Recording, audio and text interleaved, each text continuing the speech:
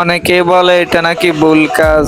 এখানে 4টা চেক বল কেন দেওয়া হলো? 2টা চেক বল দিলে তো হতো। আবার কে বলে অটোপাস মিস্ত্রি? বিভিন্ন লোকের বিভিন্ন প্রশ্ন থাকতে পারে বা জিজ্ঞাসা করতে পারে, কিন্তু এইভাবে বলতে পারে না। তুমি জিজ্ঞাসা করতে পারো এটা কি জন্য দিল বা এটার কাজ কি, বা 2টার জায়গায় 4টা দিল কেন। এখানে 4টা চেক বল এমনি এমনি দেওয়া হয় না, সমস্যার কারণে দেওয়া হলো।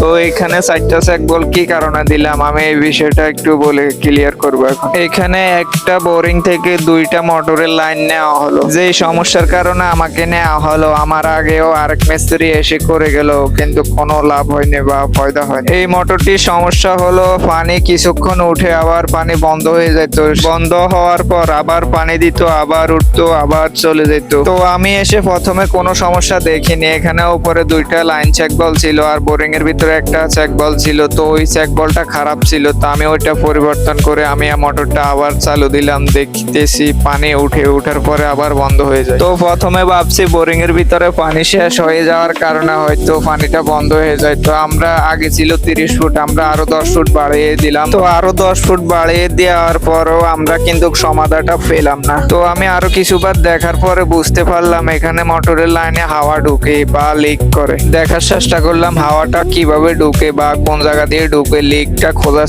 চেষ্টা করলাম, কিন্তু পেলাম না। আরো কিছুক্ষণ দেখার পরে আমি একটা কিছু খেয়াল করলাম, এখানে 2টা মোটর আছে, একই লাইন থেকে 2টা মোটর চলে। এখন একটা চালু দিলে আরেকটা থেকে পানি নেমে যায়। এখন নেমে যায় কিভাবে? চেক বল তো আছে, তারপরেও পানি নেমে যায়। আরেকটা মোটর থেকে পানি নেমে যাওয়ার কারণে পাইপের মাধ্যমে ওই হাওয়াটা ধরে বা পরবর্তীতে কিছুক্ষণ চলার পরে বন্ধ হয়ে যায়। এখন দেখতেছি বোরিং থেকে বা 30 ফুট নিচ থেকে পানি ওঠার যে একটা শক্তি লাগে, তার থেকে কম শক্তিতে চেক বলের ভিতরে দিয়ে পানিটা টেনে আনে বা অন্য মোটরের থেকে পানিটা টেনে আনে। যখন চেক বল দিয়ে পানিটা টেনে আনে তখন পাইপের পানিটা শেষ হয়ে যাওয়ার কারণে এখান দিয়ে হাওয়াটা ঢুকে মোটরটা বন্ধ হয়ে যায়। সেই কারণে একটা মোটর চালু দিলে আরেকটা মোটরে পানির লাইন খালি হয়ে যায়, তারপরে সেখান দিয়ে হাওয়াটা ঢুকে তারপরে পানিটা বন্ধ হয়ে যায়। এই সমস্যার কারণে যেহেতু একটা চেক বল দিয়ে আমাদের পানিটা আটকে রাখতে পারে না, সে কারণে আমরা ডাবল চেক বল দিয়েছি। ডাবল চেক বল দেওয়ার কারণে আমাদের সমস্যাটা সমাধান হলো। তো ওই ভিডিওটা দেখার পরে বিভিন্ন লোকে বিভিন্ন কথাবার্তা বললো।